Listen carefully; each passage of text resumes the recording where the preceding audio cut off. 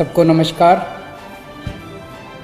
हम देख रहे हैं कि किस तरह से पूरे विश्व में, पूरी दुनिया में प्रकृति का प्रकोप इस टाइम चल रहा है।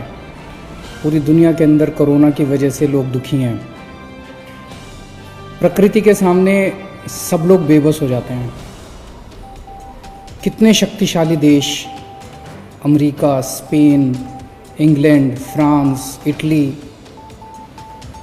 आज से 3-4 महीने पहले आप सोच सकते थे कि एक ऐसा टाइम आएगा जब इतने शक्तिशाली देशों के अंदर इस तरह की महामारी फैलेगी, पूरे विश्व के अंदर इस तरह की महामारी फैलेगी कि लोग इतने बेबस हो जाएंगे प्रकृति के सामने।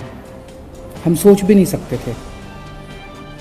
हम इसे प्रकृति बोल लें, हम इसे अल्लाह बोल लें, हम इसे ईश्वर बोल लें, हम जो मर्जी बोल लें, लेकिन प्रकृति बहुत शक्तिशाली है और इंसान उसके सामने बेबस हो जाता है। और इतिहास में हमने देखा है कि जब जब इंसान ने प्रकृति के नियमों को नहीं माना, तब तब प्रकृति ने अपना प्रकोप दिखाया है। गीता में भी लिखा है ना कि हमें मानव जीवन मिला है दूसरों की सेवा करने के लिए, कि हम अपनी ज़िंदगी का एक एक पल दूसरों की सेवा में बिताएं। और अगर कोई हिंसा फैलाता है, नफ़रत फैलाता है, तो वो प्रकृति के खिलाफ काम करता है, वो ईश्वर के खिलाफ काम करता है, वो अल्लाह के खिलाफ काम करता है। मुझे बहुत दुख होता है कई बार कि आज इतनी कठिन परिस्थिति के अंदर भी कुछ लोग ऐसे हैं जो हिंदू और मुसलमान के बीच में नफ़रत फैलाने की कोशिश कर रहे हैं। सोशल मीडिया पे मैं देखता हूँ कि इतने नाजुक दौर से जब पूरी दुनिया गुज़र रही है, इतने नाजुक दौर से जब अपना देश गुज़र रहा है, तब भी कुछ लोग हिंदू और मुसलमान भाइयों के बीच में नफ़रत फैलाने की कोशिश कर रहे हैं। उस किस्म के वीडियो डालते हैं, उस किस्म का सब कुछ चीज़ें डालते हैं सोशल मीडिया के अंदर, लोगों में नफ़रत फैलाने की कोशिश करते हैं। ये प्रकृति के खिलाफ है। प्रकृति ऐसे लोगों को कभी माफ़ नहीं करेगी।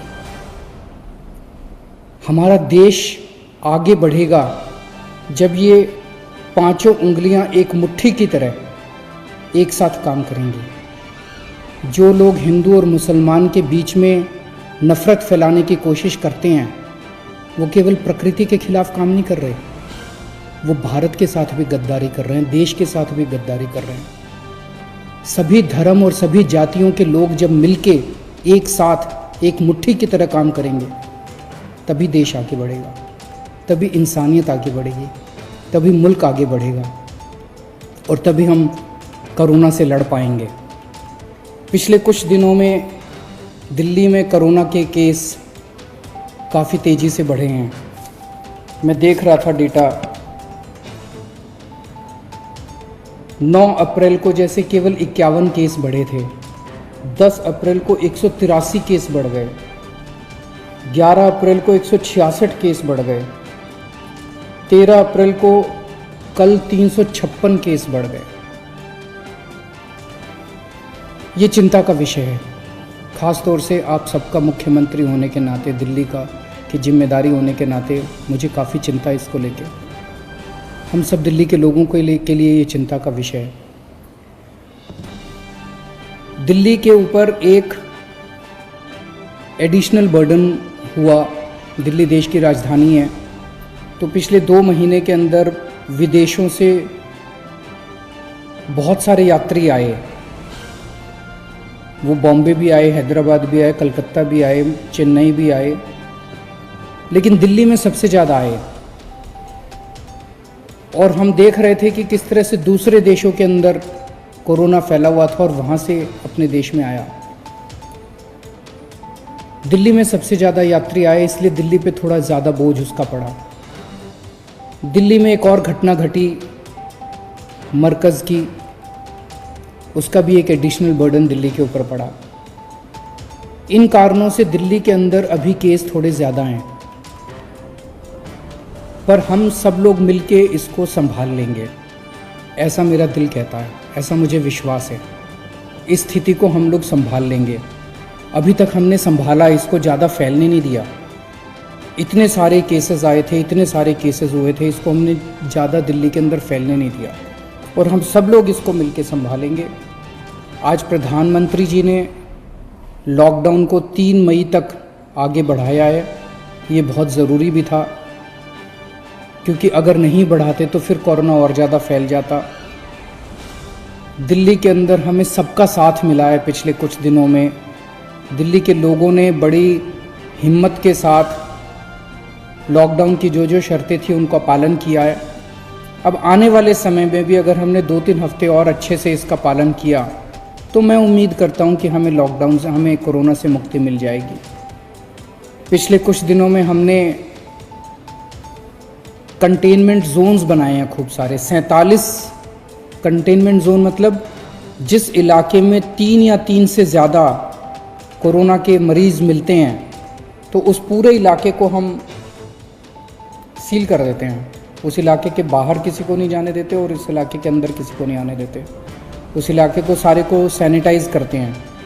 और भी कई सारे कदम, ऑपरेशन शील्ड वहाँ पे लागू किया जाता है जो बेहद सक्सेसफुल है, ताकि वहाँ पे और कोरोना के पेशेंट ना फैल सकें। पूरी दिल्ली के अंदर सैनिटाइजेशन के लिए 60 मशीनों का हम इस्तेमाल कर रहे हैं। इनमें से 10 मशीनें हमने जापान से मंगवाई हैं।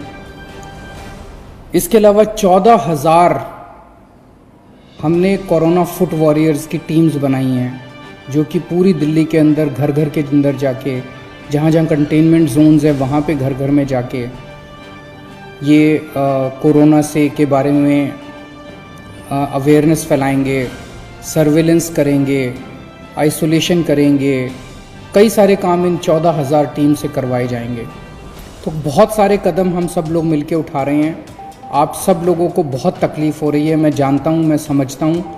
और अगर इस वक्त हम लोगों ने अनुशासन में रह के इस तकलीफ़ का सामना कर लिया तो मैं उम्मीद करता हूँ कि जो हालत बाकी दुनिया के देशों की है, ऐसी हालत अपने देश की नहीं होगी और हम कोरोना से मुक्ति पा पाएंगे। कंटेनमेंट जोन्स के अंदर कल मैंने मनीष सिसोदिया जी को भेजा था वहाँ का मुआयना करने के लिए। उन्होंने आके पूरी रिपोर्ट मुझे दी है। कल मैं भी जाऊँगा कुछ कंटेनमेंट जोन्स का मुआयना करने के लिए और देखने के लिए कि सब लोगों को सहूलियत मिल रही है, सब कुछ ठीक ठाक है कि नहीं है। ऑटो के ड्राइवर्स, ग्रामीण सेवा के ड्राइवर्स और भी कई सारे जो पब्लिक सर्विस व्हीकल्स हैं, इनके ड्राइवर्स के लिए हमने 5-5 हज़ार रुपये उनको देने के लिए योजना चालू कर दी है। मेरे पास कुछ लोगों की शिकायतें आई हैं कि वो शायद वेबसाइट पे बहुत बिज़ी चल रही है। उसका कारण ये है कि हज़ारों लोग एक साथ उसके ऊपर लॉगिन करने की कोशिश कर रहे हैं। मेरी सभी ड्राइवर भाइयों से निवेदन है, आप चिंता ना करें, 1-2 दिन रुक जाएं, सबको पैसे की सहायता दी जाएगी, किसी को नहीं रहने देंगे। तो 1-2 दिन बाद आप लोग कर ले, एक साथ अगर आप करेंगे तो उसका सर्वर डाउन हो जाता है। तो हम सब लोग मिलके इसका कोरोना का सामना करेंगे। आप सब लोगों का बहुत बहुत शुक्रिया।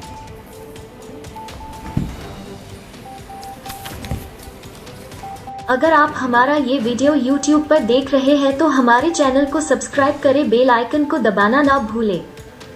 आप Facebook पर देख रहे हैं तो हमारे पेज को लाइक करें।